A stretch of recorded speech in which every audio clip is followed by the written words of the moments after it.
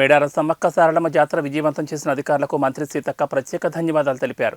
ఘట్టమ్మ తల్లి వద్ద మంత్రి కాన్వాయ్ వెహికల్కి ప్రత్యేక పూజలు నిర్వహించారు. ప్రభుత్వ ప్రోత్సాహంతో విజయవంతంగా సమ్మక్క తల్లి జాతర పూర్తి చేశామన్నారు.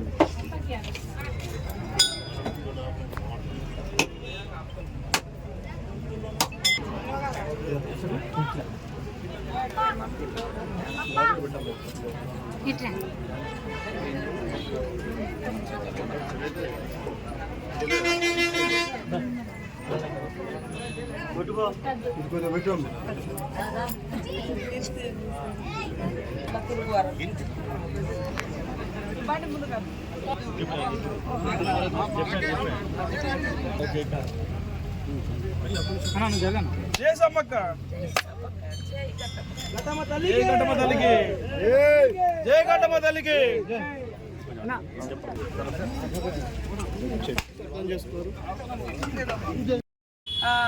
ఎట్లా అసలు అది నేను ముందు నుంచి కూడా చెప్పేది, వాళ్ళు 2 సంవత్సరాలు అడవులలో ఉండి ప్రకృతి శక్తిని అంతా కూడగట్టుకొని ఈ 4 రోజులు ప్రజలందరికీ ఇచ్చేసి మళ్ళీ ఉట్టి చేతులతోటే పోతున్నారు.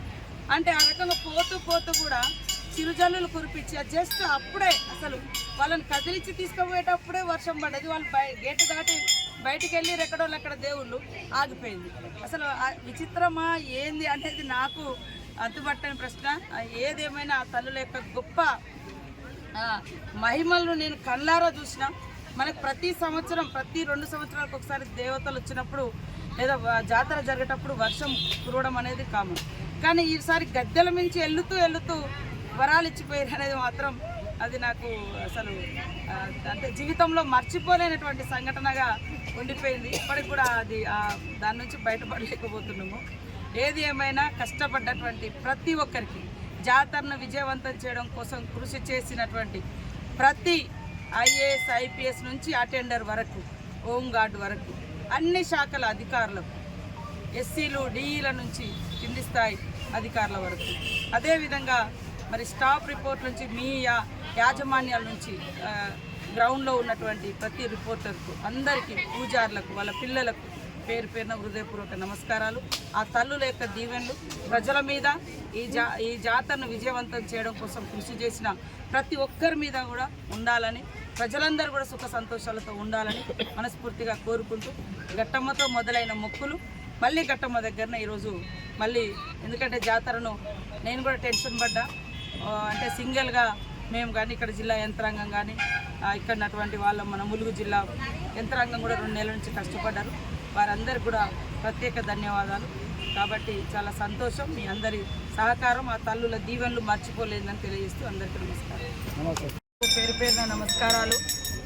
దాదాపుగా 2 నెలల నుంచి మన ప్రాంతంలో 2 సంవత్సరాలకు ఒకసారి జరిగేటువంటి మరి శ్రీ సమ్మక్క సారలమ్మ జాతర ఏర్పాట్ల కోసం అంతిమ అంటే మరి అసలు ఘట్టం మొదలవ్వడం కోసం కూడా దాదాపుగా వారం రోజుల నుంచి ఘట్టమ్మ తల్లికి మొక్కుకొని మరి అక్కడికి వెళ్ళి మళ్ళీ ఘట్టమ్మ తల్లి గారికి వచ్చి మొక్కులు చెల్లించుకొని దాదాపుగా 3 నెలల నుంచి మరి నా వెహికల్ ఏదైతే రిపేర్లో ఉందో మరి అచ్చొచ్చిన వెహికల్గా నేను భావిస్తూ ఉన్నా. దాదాపు 8 సంవత్సరాలుగా నా ఇన్నోవా ఆ ప్రయాణంలో ఆ వెహికల్లో ఎన్నోసార్లు ఇబ్బందులు అంటే అక్కడక్కడ చిన్న యాక్సిడెంట్లు అయినా అంతిమంగా సక్సెస్ఫుల్గా ఉండడంతో ఈరోజు ఘట్టమ్మ తల్లికి మరి మొక్కులు చెల్లించుకొని నా వెహికల్ను, నా పాత వెహికల్, నా కాన్వాయ్ని కూడా ప్రారంభించుకోవడం జరిగింది.